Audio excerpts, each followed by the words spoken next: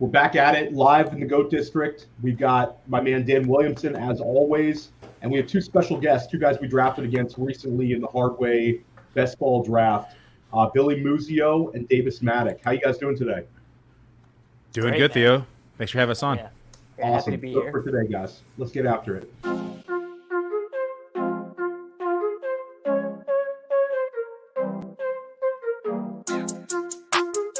Go District.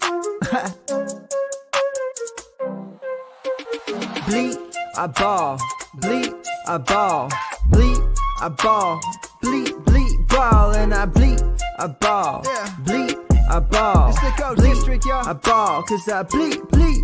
Hey, bleeding, I ball. Defeated the odds, didn't see him at all. JD in the pods, I needed it all. I bleeded a lie. You bleeded a lie, not bleeded a lie. And that's what a goat do. Facts, let me show you. Happen to know dudes. Drafting, they don't do bad and they don't lose. Make you wanna bleed. It's the GOAT District, boys giving you the business and no gimmicks. The best ball drafts got me feeling like it's Christmas. Then it's Christmas all of a sudden, and these riches came from nothing. And I got this all from loving the district. See, I just drafted, forget it. I laugh at the critics, they mad at the digits. I clap back by listening. See, ballin' ain't a problem if you kick it with them off. And I refresh the feed till autumn, then I bleed, go.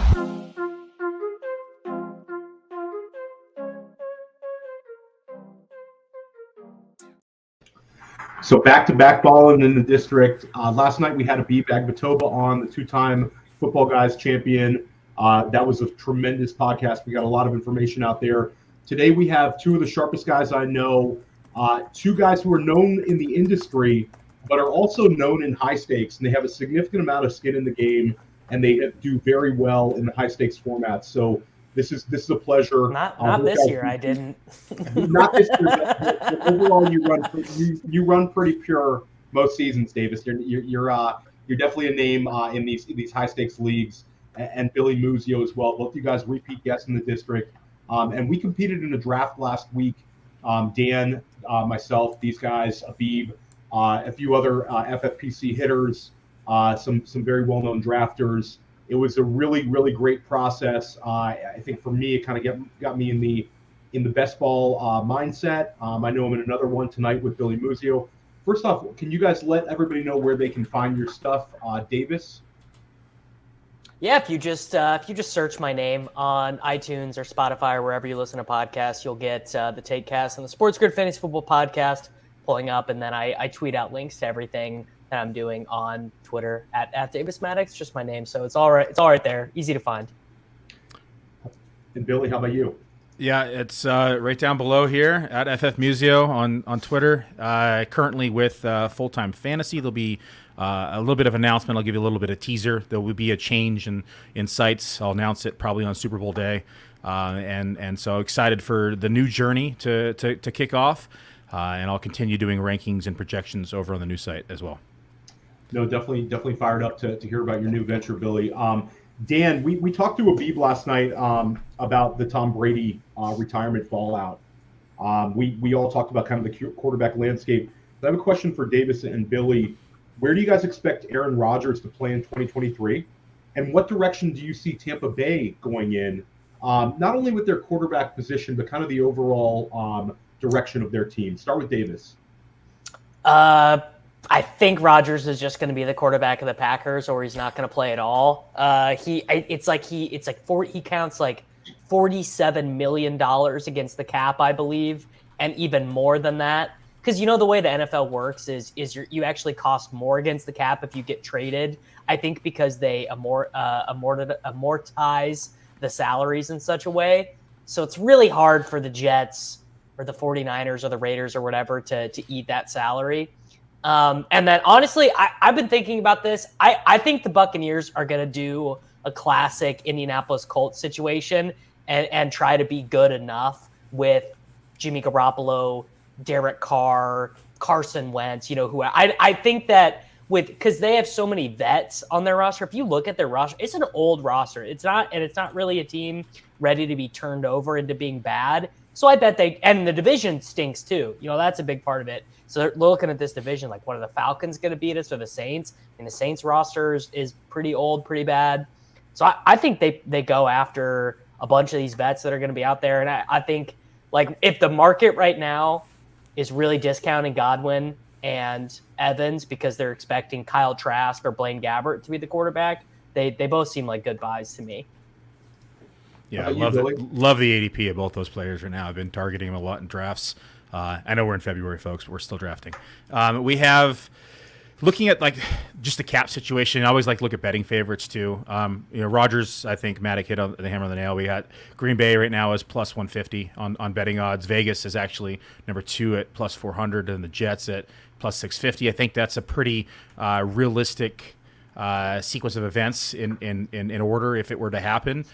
Just looking at cap space as well as necessity for the teams. Rodgers is a California boy at heart, so I think SF would probably be up there, but I don't think they're going to be able to make it work with draft picks and cap space as well. So I'm agreeing here with Mattek. I think Green Bay is probably the lead. I think I would probably put the Jets ahead of the Raiders if I was going to be betting on this.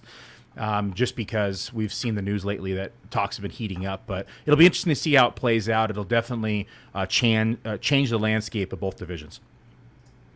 Yeah, and Dan, we talked about some of the fantasy fallout last night with Mike Evans and Chris Godwin, who were both drafted as top 20 wide receivers. Is there anything else you're looking for fantasy wise from this fallout with Tom Brady? From Brady, no. I mean, if Aaron Rodgers doesn't end up in New York, I think it's time to have a fire sale on the Jets.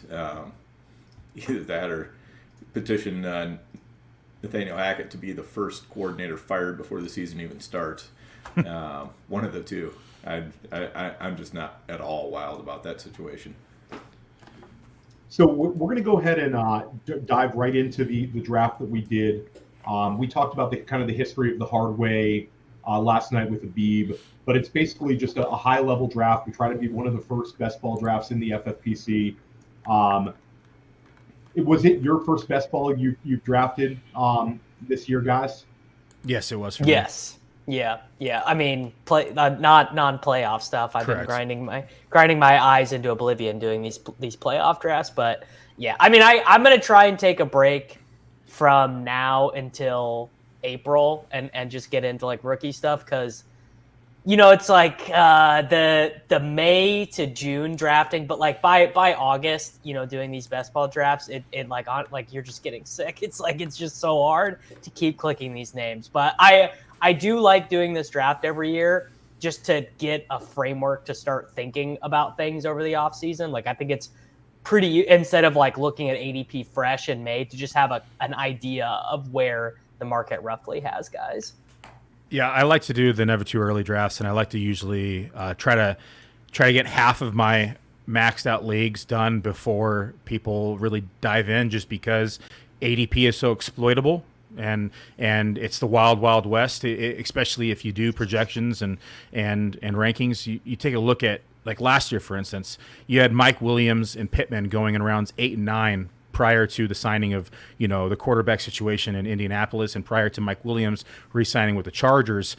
If you have a pretty good pulse of the NFL and at least have a base understanding of projections and rankings, you can really exploit the current ADP and kind of predict the landing spots of players, or even in some situations, like Mattek even said, people are just straying away from all-star players like Evans and Godwin just because of the uncertainty. And as soon as someone is signed, those ADPs will rise, 2, 3, 4 rounds in some scenarios. So I think that now is the time, if you're a savvy and a savvy drafter and a sharp player, to get ahead of the curve and try to build some monster squads.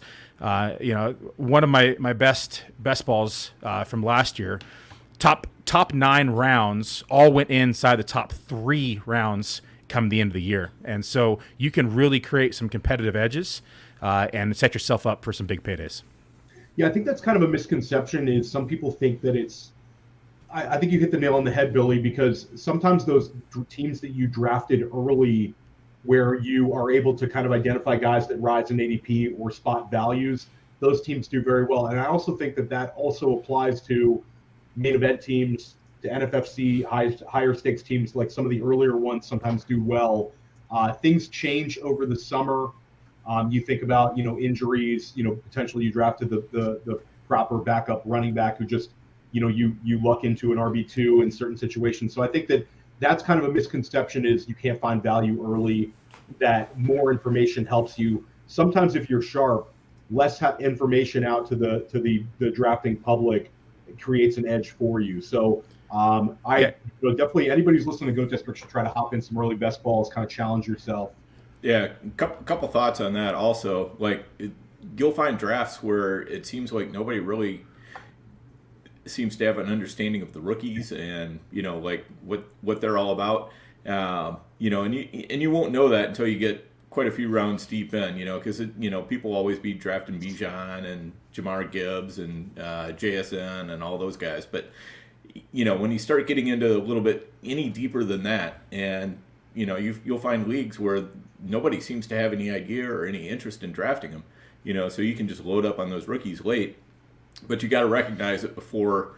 You don't want to start drafting the rookies too early in those leagues. Otherwise, you just take your own edge away from yourself. So, but that's a place where you can get an edge. And generally, I find that these early season drafts, it's kind of like it used to be, 10, 15 years ago in the space where, I could have a pretty solid, just by studying up, I had a kind of an edge on a lot of the competition because I was more knowledgeable about what was likely to happen than my opponents were.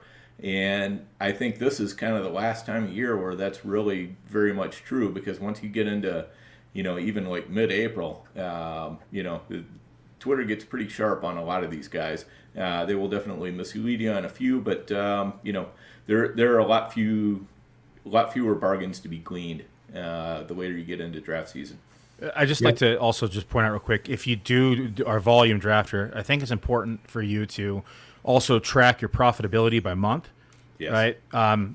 I've had consistently now for 2 straight years really bad Julys, so I'm going to be changing things in July this year.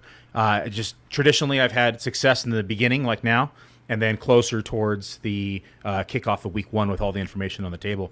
But track those months that you do well in, track those months that you may have opportunity in, and make sure that you make adjustments.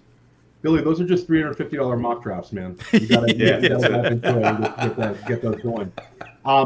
So guys, we have the board up. I drafted out of the 2 spot. Dan drafted out of the 9 hole. Billy drafted at the 1 spot, and Davis was in the 10 hole. Just from an early preference, what did you think about drafting from the 10, Davis? Was that a spot you were just like, okay, or were you a little bit excited to be in the back end of the first round? I think it's going to be good early because you're going to be able to get Bijan there. But by the time Bijan is an Arizona Cardinal or whatever, he's going to go ahead of Eckler. Prepare yourself for that now. It's just that's going to happen. And by the time we're doing these in June and July, and you're just taking 2 of the wide receivers you like there, when you get the 10 and you're like, all right, I'm going to take Diggs and AJ Brown, or I'm going to take CD and Waddle, or CD and St. Brown, or whatever, I think you're going to hate it. I think it's going to be very similar to last year. You're going to want to pick as early as possible. And I think my guess is that this year huge edges are going to be in taking McCaffrey, Jefferson, Chase, and Kelsey. And then there's a pretty big drop off after that. For Adams, it's offensive concerns. For Kupp, it's offensive concerns. And then for the rest of the guys, it's just Chase and Jefferson are their own tier. And then there's probably 10 wide receivers I'd put in a tier after that. And Billy, you have drafted from the 1 hole twice now in early best balls. You're running pure in terms of getting 1 spots. How do you feel about the 1 hole? And I'll also follow up. How do you feel about the early 2-3 turns? So it's actually funny. I'm on my 5th draft right now. I have 2 in the 1 hole, 1 in the 3 hole, and then 2 in the 12 hole. So I've got the best of both worlds on the turns already. I like So I'm pretty flexible with draft rooms. I'll draft anywhere. I will go after specific players early in the year just based upon ADP and how I'm projecting them in my model. So I think that regardless of where I'm at in the draft room, I can always find value. That being said, I love the way that the draft kind of fell to me in round one. Here inside the hard way. Quarterback, as expected, was pushed up the board with all the uncertainty. We see that every year in these early drafts. And as we start getting clearer situations, we start to see the ADP kind of settle with quarterback. I think the same can be said about tight end this year as well. We're going to see increase in the elite tight ends, and we'll probably have kind of that tight end dead zone this year as we had seen in the past, and then we'll have some more clear routes of success for that position as well. But right now, I'm loving the wide receiver value, and it looks like another great zero running back year. I think last year was a great zero running back year as well.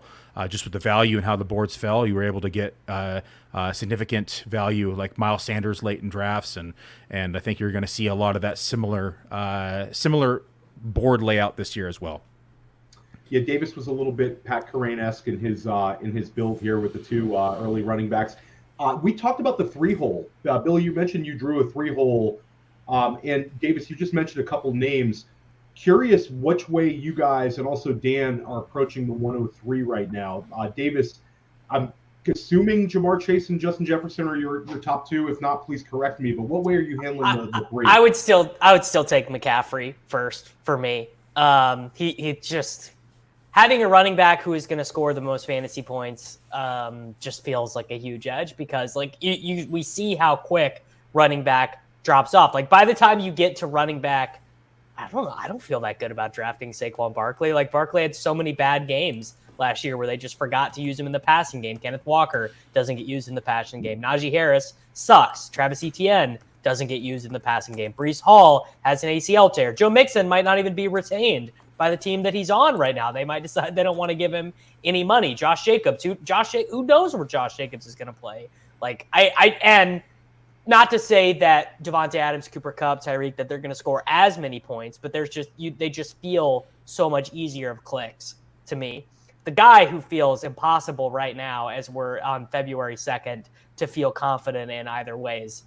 Travis Kelce was already the oldest first-round pick of all time. I think he was slightly older than Randy Moss on season start the last time as a first-round pick. I think our buddy Rich Rebar did the research on that. Now we're talking about taking a 34-year-old in the first round of a fantasy football draft.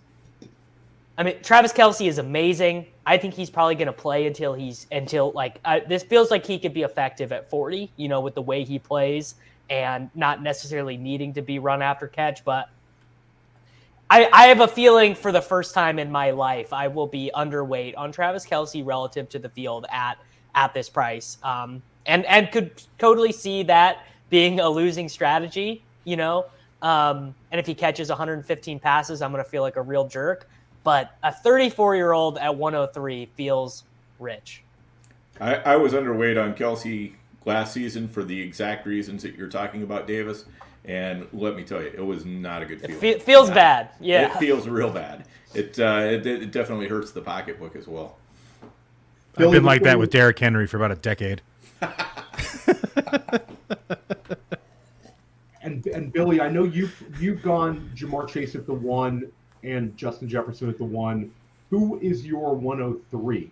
And we'll stick with FFPC for now. So I think depending upon, we all have a strategy as we go into each draft room. Are we going to go zero running back? Are we going to go anchor running back? And I think that you can mix in CMC, Jefferson, Chase in any fashion that you see fit, depending upon how you want to build that team and what the construction is going to look like.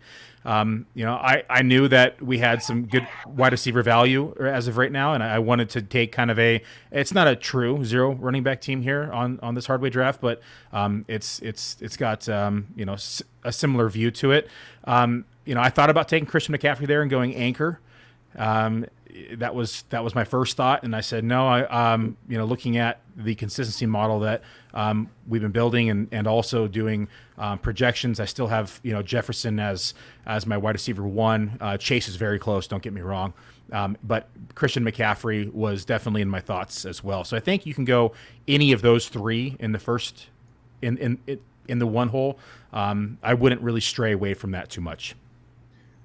Yeah, I talked about Tyreek Hill as an option for me at the 103 to lock down an elite wide receiver with weak winning ability. I don't necessarily love having the back end of the second round as my wide receiver 1. I think that a couple of those guys could also rise up. So I was considering Tyreek Hill, but most likely it's Christian McCaffrey with Tyreek Hill being mixed in for me. I think Davis's concerns about Travis Kelce are valid, and we also could see Kansas City, add some pass catching weapons this offseason. Dan, which way are you approaching the 103?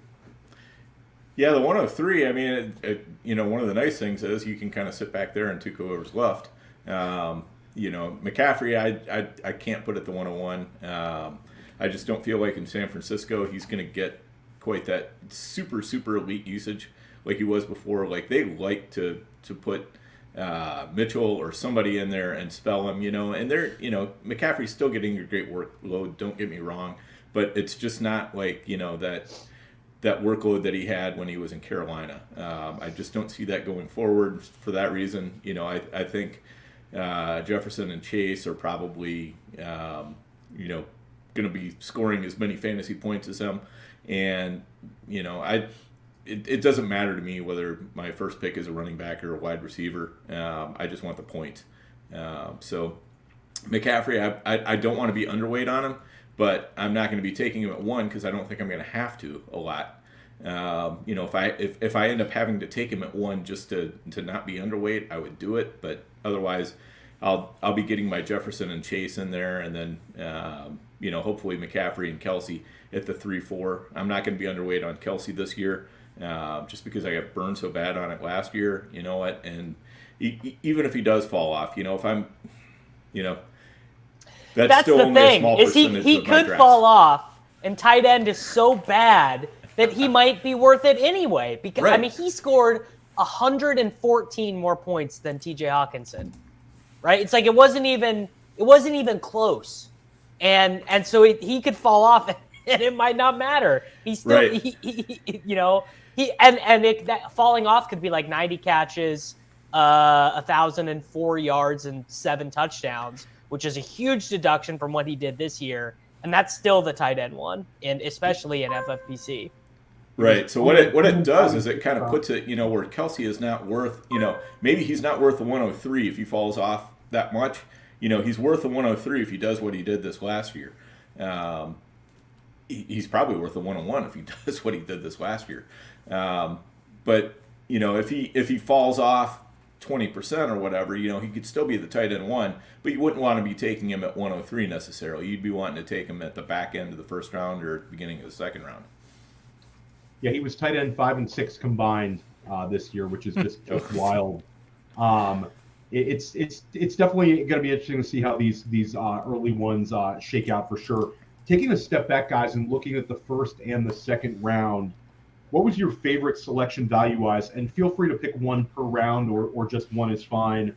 Your favorite selection value-wise and your least favorite.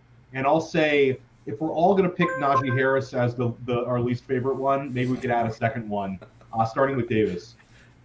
Yeah, I mean, so I get the Kenneth Walker pick, right? Like, I'm not saying like these are all top 2-round selections, but my guess is that Kenneth Walker is going to have a pretty hard time earning running back 6 unless he catches, 50% more passes than he did this last year. I think they're probably going to retain Rashad Penny. I would be surprised if they don't just give him another 1 year, $4.5 million contract. Like, I don't think he's going to be on another team.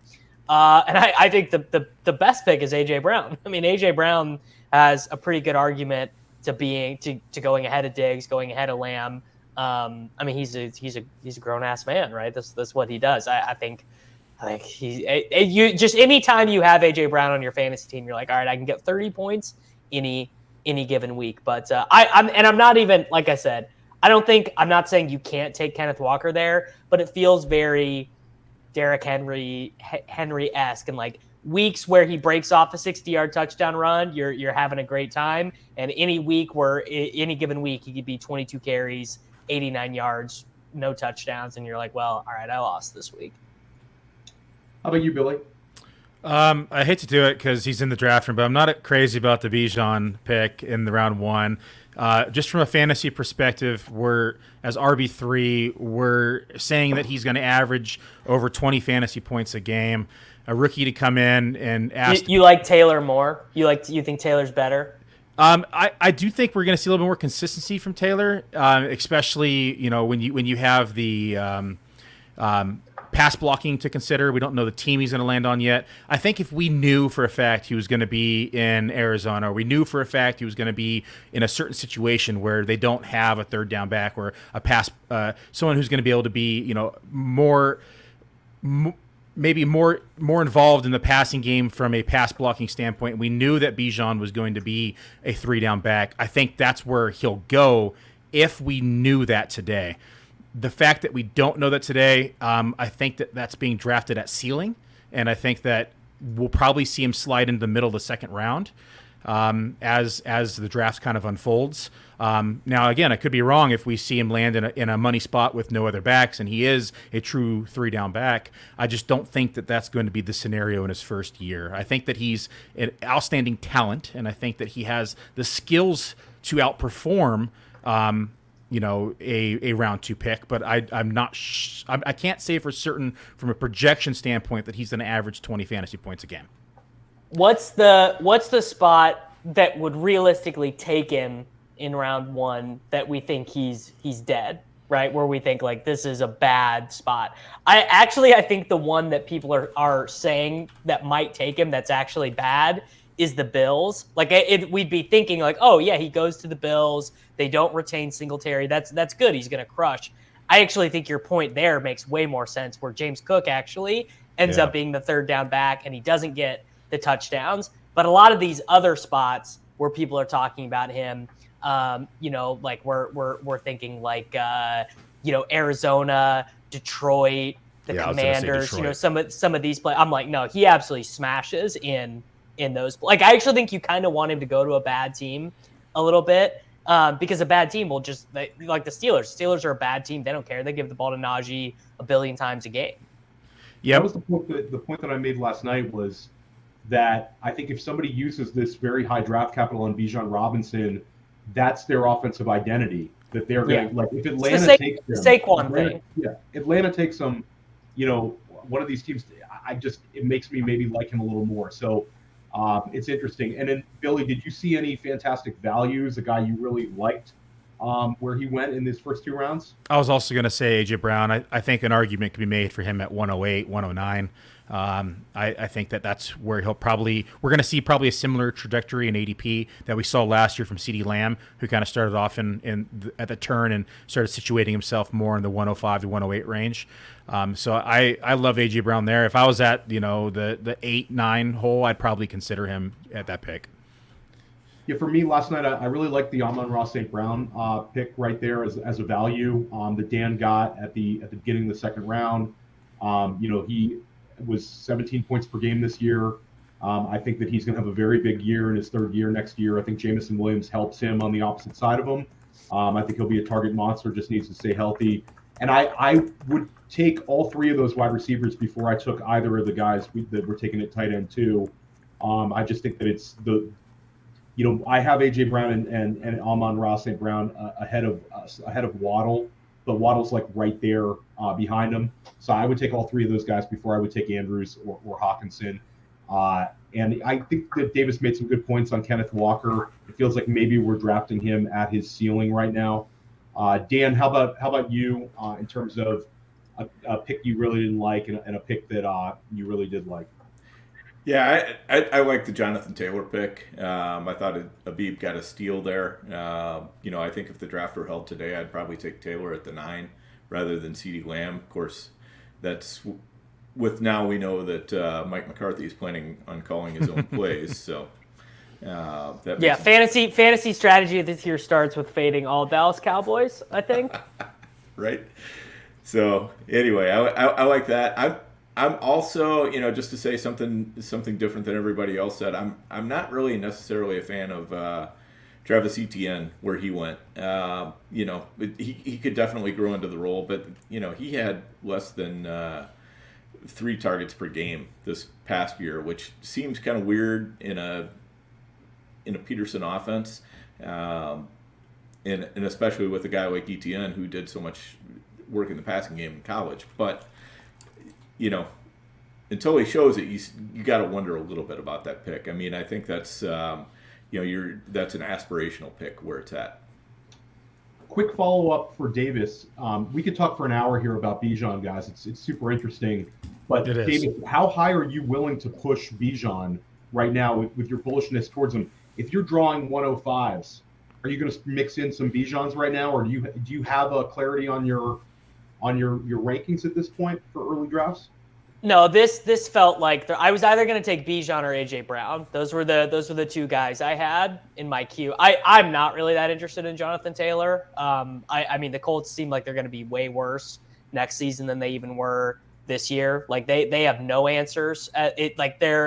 I think they're finally done patching the quarterback stuff over, and they're just going to be content being bad for a year, which, and like Taylor, they've used in the passing game, and then they've completely gone away from it, where it's like to the point where they're, if you're playing Jordan frickin' Wilkins on 3rd downs over Jonathan Taylor, like what's the point? I think this comment actually is legit. I mean, because I think in our head, we all think Etienne is a pass catcher because in our mind's eye, we're like, he played with Trevor Lawrence and he had that, he had like a 70-yard touchdown reception in the college football playoff from Lawrence. And it's like, it totally makes sense that that's what he should do. And then they're throwing the ball to JaMychal Hasty and you're like, what's the deal here? It doesn't make any sense. I thought like I would have taken CeeDee, I would have taken Reek, I would have taken Kupp, Adams, I would have taken all those guys over Bijan. And part of the reason why I like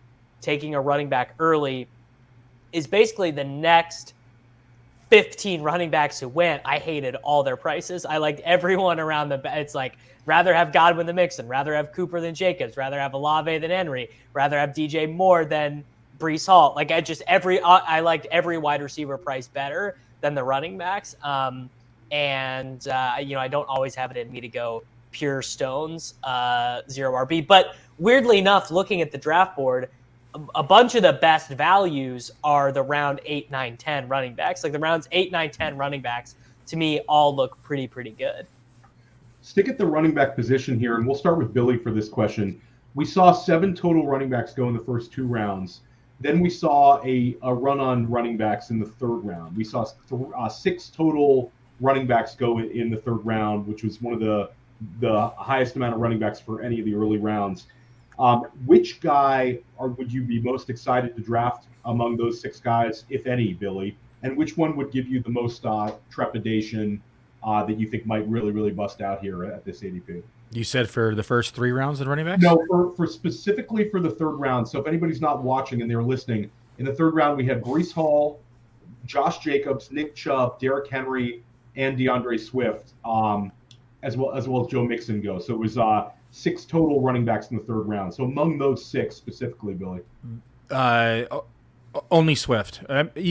Chubb I'd be interested in, but probably right where he was selected. I think Abib pulled a quick one and got Swift late.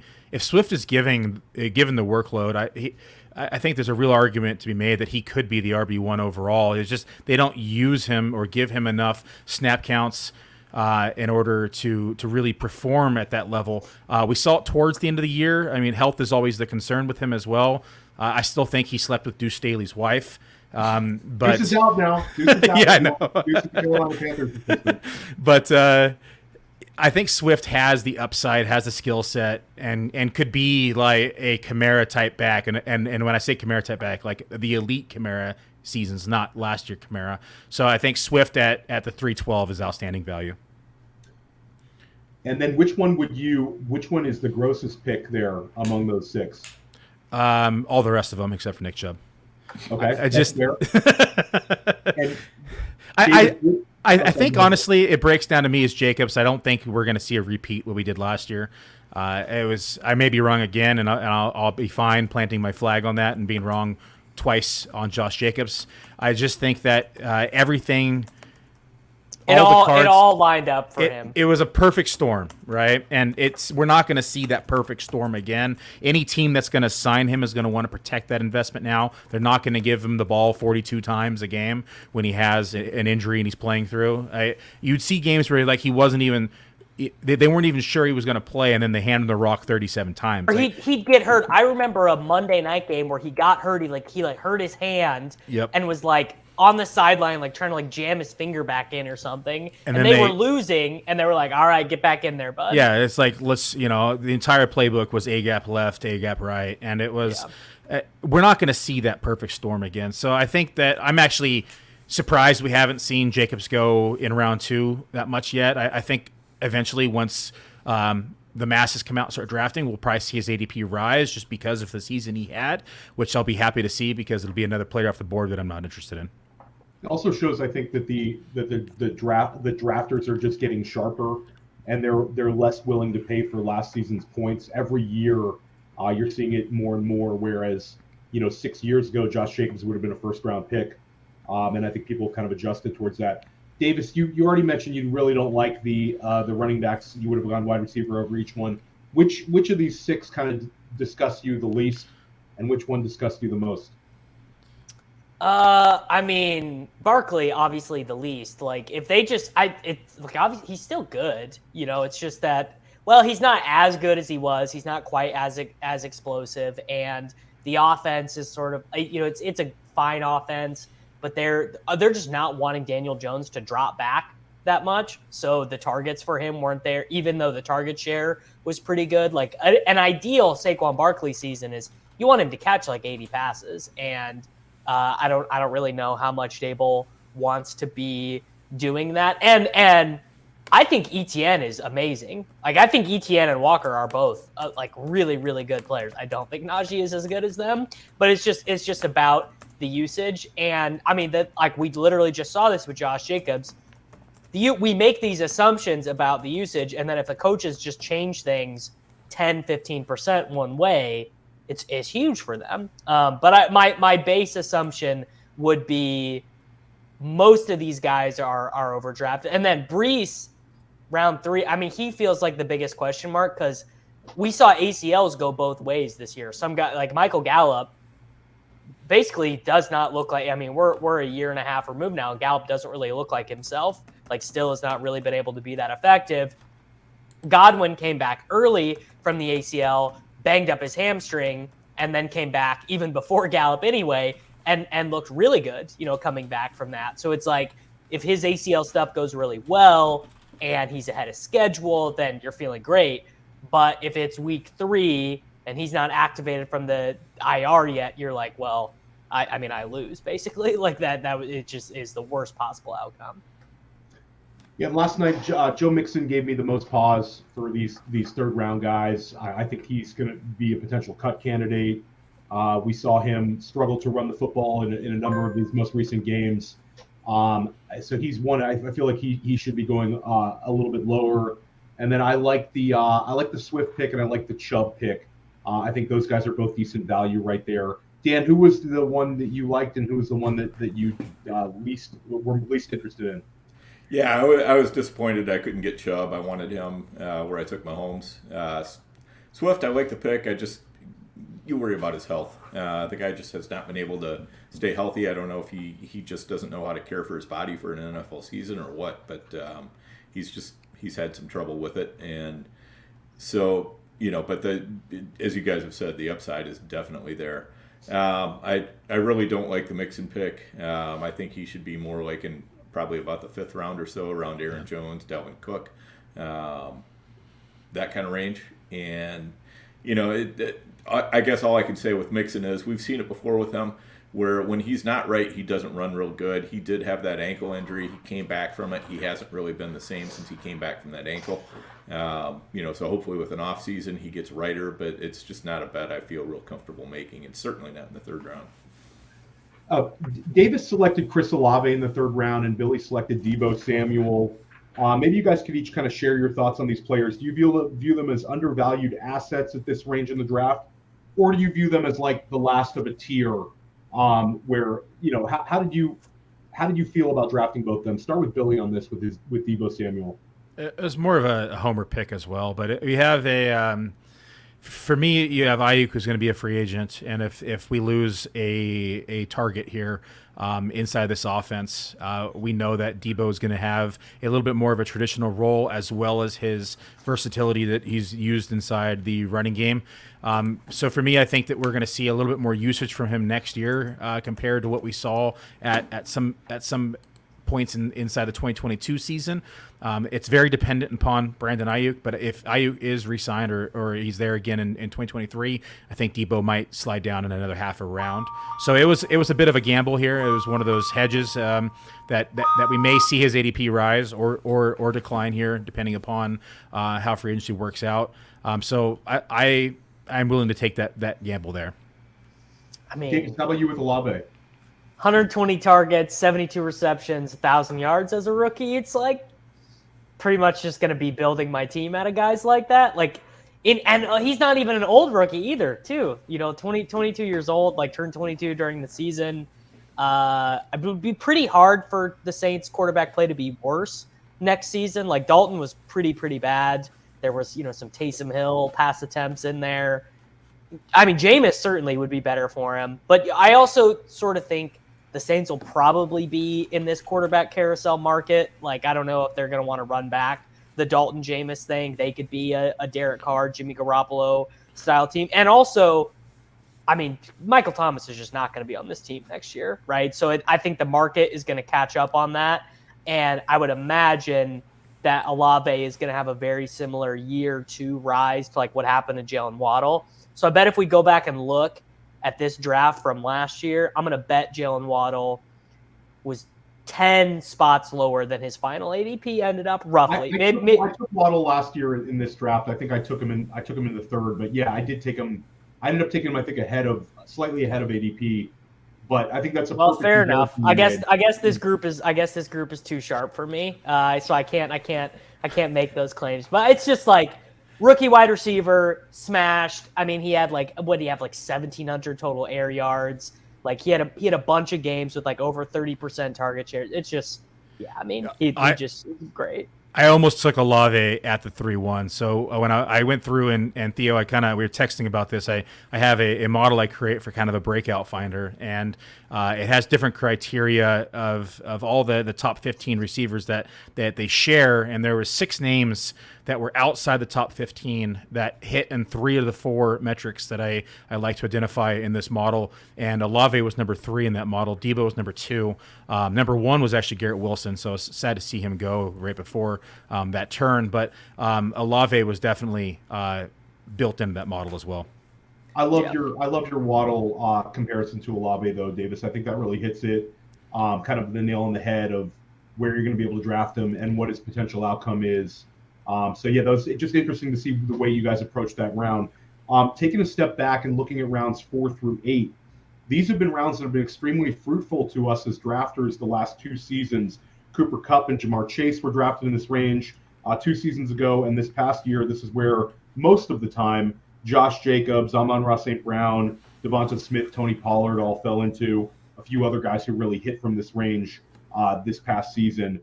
When we look at the board here, rounds 4 through 8, who are some of the guys that could really crush their ADP and be potential league winners? Starting with Davis.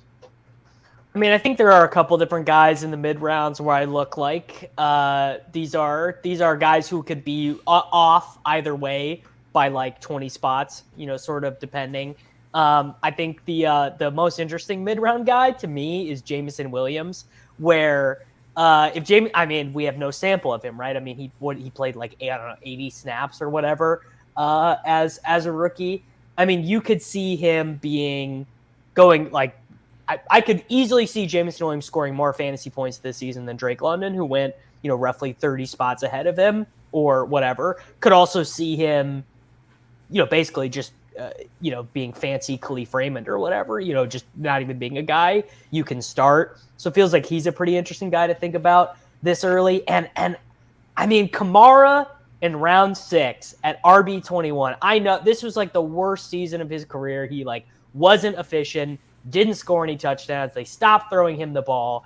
But I mean, if this is roughly reflective of how ADP works all season long, I mean, Kamara just feels like a guy. He might end up being my most drafted. He's got that wiggle action hanging over his head. Yeah, it's the suspension. Right? That's probably. Oh, that's right. Okay, yeah. Okay, that makes we're expecting 6 to 8 games. Yep. That makes way more sense. And Billy, when would we have? And Billy and Dan, when do you guys anticipate having some clarity about the Kamara situation? I recommend following Drew Davenport. He's been posting lots of legal threads. He's a defense attorney, and I think don't quote me, but I think the next legal action is March. Is when they're actually back in court. So I think we'll get a little bit more clarity then. But that's what is causing that ADP to kind of dip right now. It would be really nice if they made Kamara's legal announcement the same day as franchise tag day. This would be really organized for all of us. That'll be really nice. Billy, any thoughts on guys you see as potential league winners in this range? Oh man, there's so many in this range. I wish I could just trade out of my round 2 pick and trade back inside drafts and just load up in rounds 5 through 8 this year. You look at the board and how it's falling, and from a target share distribution, snap shares, you're looking at, rush share, all these different metrics. There are some players in here that could see, potentially 90% snaps on a week-to-week basis. You're talking about, 24 to 26% target share in a lot of this range and a lot of players. There's a lot of uncertainty regarding some of these players, but once that becomes clear, I think that you're going to see most of these players rise in ADP. Kind of what I said earlier, we're seeing the influx of quarterback ADP because of the uncertainty. Once that settles, we'll start seeing those names drop. We'll start seeing a lot more of these rounds 5, 6, 7, 8 receivers and running backs start to rise as we start to see some of these muddy waters become more clear. So I think this is the time now that you want to load up in these ranges, because most of these players in these ranges are going to only rise as we get on to the season. Yeah, last night Drake London was my pick, but I was very happy to get him there. We talked, over the last 5 games, he averaged 9.5 targets a game. If it is Desmond Ridder, we've seen Ridder look for London a lot. I'm not sure which way Atlanta's going to go this season, but I like London. I like Davis's call on Jamison Williams, but I really like Treylon Burks. I think he's the guy that could just blow up. It's not his fault, bro. It's not his fault. It was not his fault. He's really good. And we said I was definitely hoping he would make it one more pick. If he would just stay healthy, I think he would have gone, in that like Pittman, Mike Williams range. So if you take a look at, look at Terry McLaurin. He finished 12 points outside of being a top 12 wide receiver. DeAndre Hopkins is going where he's going because of the uncertainty where he'd be traded to. We all know what DeAndre Hopkins is capable of doing, even at this point in his career. He's just built different, right? You have James Cook, who could potentially be the RB1 in this backfield moving forward. If Alvin Kamara avoids all the legal situation, he's probably going to be a round 2/3 pick, probably at that pick 22 through 24 range. There's so many players in this range right now that have significant upside. Treylon Burks could be looking at a 28 to 30% target share. Go ahead. You haven't even mentioned my Tyler Lockett, who has outperformed DK Metcalf. I know. 2 or 3 years and was, 4 rounds cheaper? Yeah, and I took, DK Metcalf in round 2. I'm just stubborn like that. But we have so many players that are going to outperform this ADP. It's just silly. Yeah, it's definitely a range of the draft you really want to nail. I think a lot of people who are listening in on it, I think that, everybody kind of thinks about their first 2 rounds. But I think it's these rounds where you're able to get these league-winning types that really put these teams, and you build these super team types. One pick that I really wanted to pick Davis's brain on was Quentin Johnson. That's a guy that I'm a fan of. I'm probably going to have a lot of in Dynasty, but you select him as your wide receiver 3. Maybe you could share your thoughts on him. And, do you think he's going to go a little higher than this once he's drafted? And you're maybe a comparison you have for him as a player. 2 things. I played this wrong. Having him as your wide receiver. having him as your wide receiver 3 is bad, and I probably should have just taken a wide receiver instead of Lamar Jackson and done like triple late quarterback after. I mean, this round 4 quarterback run was nuts. And if that's the way quarterback pricing is going to go, then I probably will have a lot of Lamar if he's going to go after, all these guys. But Johnson specifically, I actually think he's probably going to be the first wide receiver drafted. And I think knowing what we know about how NFL teams view wide receivers now, like it's not enough to have one good one. It's not really enough to have 2 good ones. You kind of want to have 3 good ones. I mean, all these guys going for first round picks. This is a horrible wide receiver free agent class. It would not surprise me if a good team with Super Bowl aspirations traded up for a wide receiver. Now, maybe I'm wrong. Maybe I'm reading the market wrong. Maybe it'll be Addison. Maybe it'll be Smith and Jigba that gets traded up for. But my read right now is that Johnston is going to be the first one. And at a 20 pick discount to Smith and Jigba, that felt pretty good. And I mean, I just like taking rookie wide receivers. It's like, I probably took Sky Moore at wide receiver 40 a couple of times. And so why not take Quentin Johnson at wide receiver 40, Yeah, and definitely listen in. We had Matt Hicks and John Lobb on recently into the GOAT District, really dove into these rookie classes already. Both pods were fantastic, and both guys are fans of Johnson. He led the nation in receptions over 25 yards. And he has a ton of yak, and he's just exciting. So it was interesting to see you take him there. Taking a step back, start with Billy on this one. From rounds 9 through 13, we really saw this group of drafters clean up pretty much a lot of the appealing running backs. Who are your favorite picks, Billy? Any running backs that really stand out to you in this 9 through 13 range? Yeah, I really like Kareem Hunt. We know that he's going to be on a new team next year. I'm excited to see how that plays out. We all know when he's been given the rock, he has the ability to be a top 12, 13, 14 back.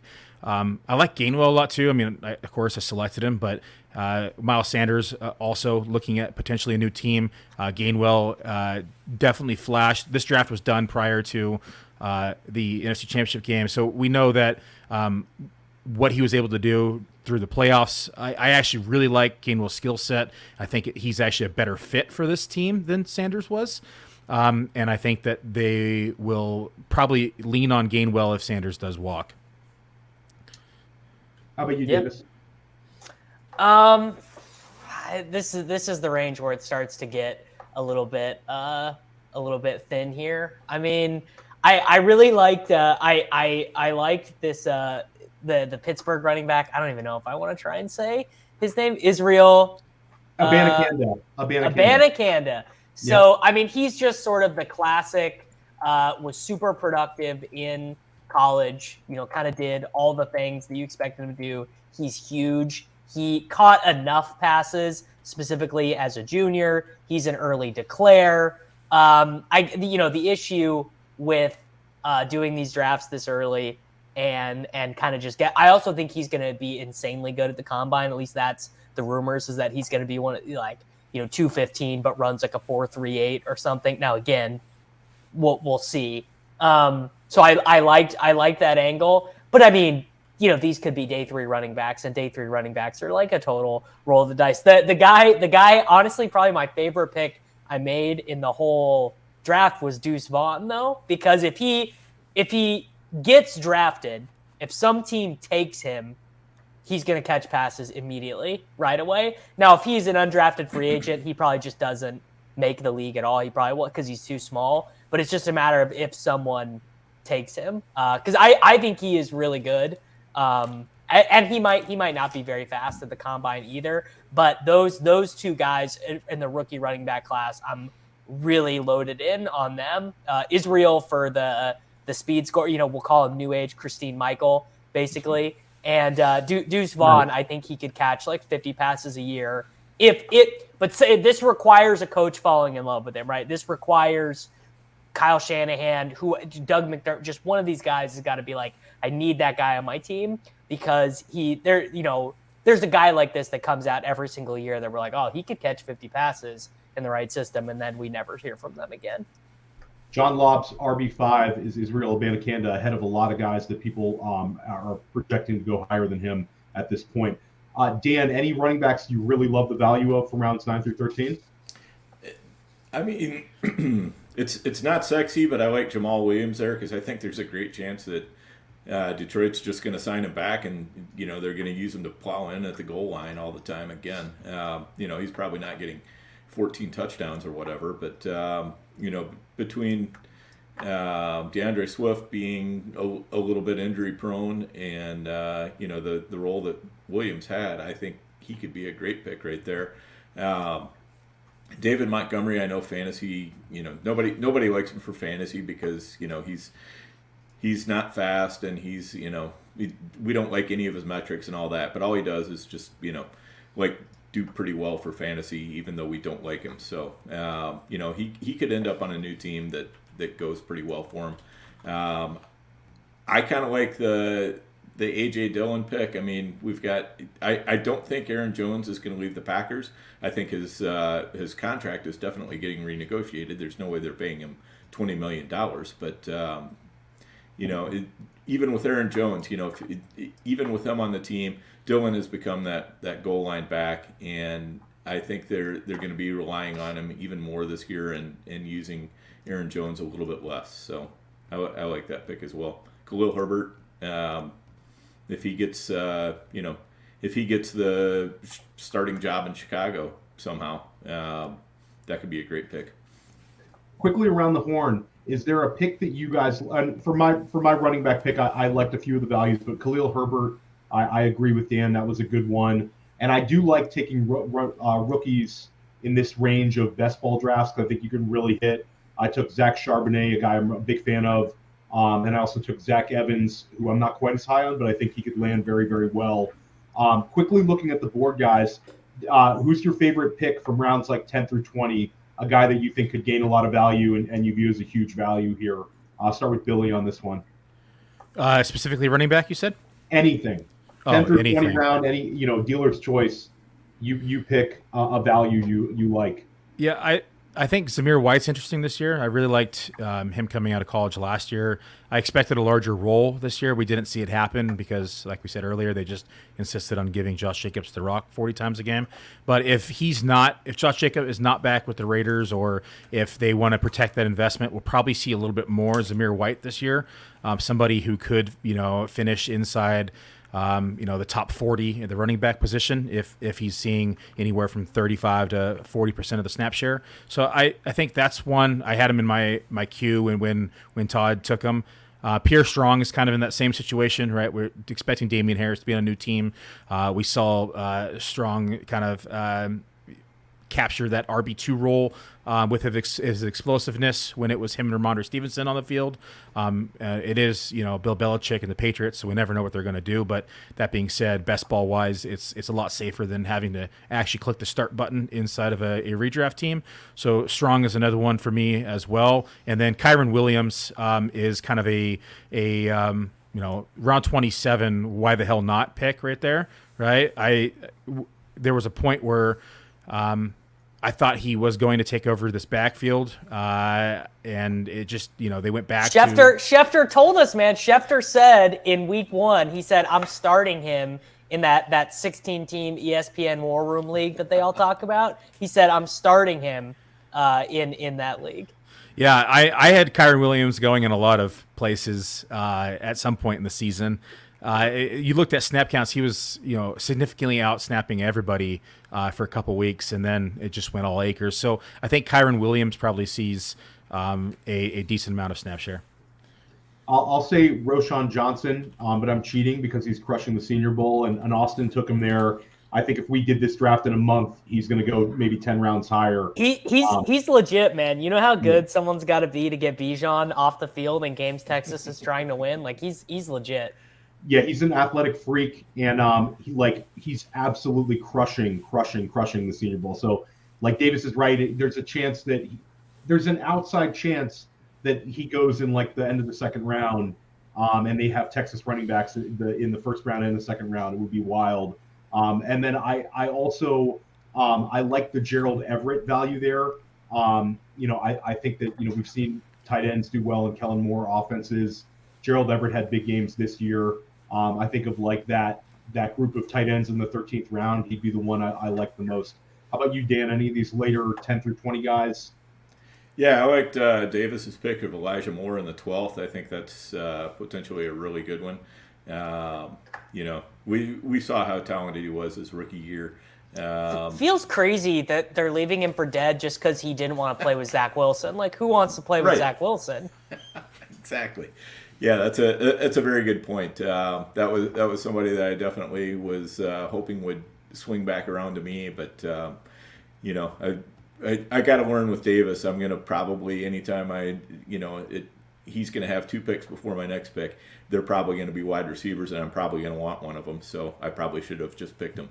But that was a great pick there, and I like the John Mechie pick, 15th round. I mean, that might have been a little bit early, but I knew Abib was he's a big Texans fan, so he was probably going to be jumping on him.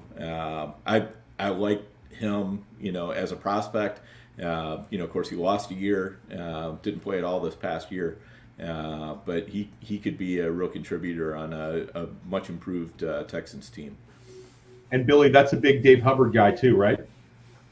Yeah, pretty sad to see what happened to him last year. It was really unfortunate, not only just for his own health and personal reasons, but just from losing that year. We're expecting him probably, if he's back this year, we're expecting him to be probably the wide receiver 1 in this offense. So I like the pick there too, Dan. Awesome. Well, we've hit an hour. Really appreciate your guys' time. But before we get you out of here, Davis and Billy, I want to get your Super Bowl predictions. Why don't we start with Davis here? Who wins the Super Bowl, Davis? And if you want to throw out a score for the people who are interested in putting a little action on the game, that would be appreciated too. So what I've been telling people is just bet on Mahomes for MVP, because it's very hard for me to see scenarios where Kansas City wins and he doesn't win Super Bowl MVP. Obviously, famously, Damian Williams had 150 yards and 2 touchdowns in the Super Bowl and did not win Super Bowl MVP. I think the Eagles are a better team, but Mahomes is the greatest player of our generation, and I think he heard a lot of the talk about Joe Burrow, Josh Allen, Justin Herbert, and Tom Brady talks about this. A lot of these guys who have been in a bunch of Super Bowls talk about this. Super Bowl is different. It's not like playing a regular game, and these Eagles guys, no experience, right? So it's like Kelsey and 2 of the defensive players are the only one who were there 5 years ago. So I got the Chiefs in a squeaker. Billy. I haven't read the NFL script yet, but I would probably. They didn't fax it to you this morning? They didn't send it to me yet either. So I got the email. I haven't opened it yet, but we have. I just think that the Eagles are a much better team from top to bottom, right? They have a defense that's going to be able to, stop Mahomes. They have the front, they have the secondary. They also have the offense to be able to keep up with Kansas City if it is a shootout. I like the Eagles. To me, as long as we aren't seeing flags being thrown, and 100% of the way for the Chiefs and missed calls on the opposite side of the field, I think that it's going to be the Eagles by more than 14. Honestly. Wow, Billy with the blowout prediction. Dan, we can hold off on our Super Bowl predictions till next week. Keep a little gas in the tank. This was awesome today, guys. We really, really appreciate your time. I think if you guys enjoyed this show, make sure you go and listen to the show we had last night with the B-Bag Batoba. I look forward to drafting against you guys again all off season long. And everybody who's listening in, have a great rest of your day. Take care. Thank you.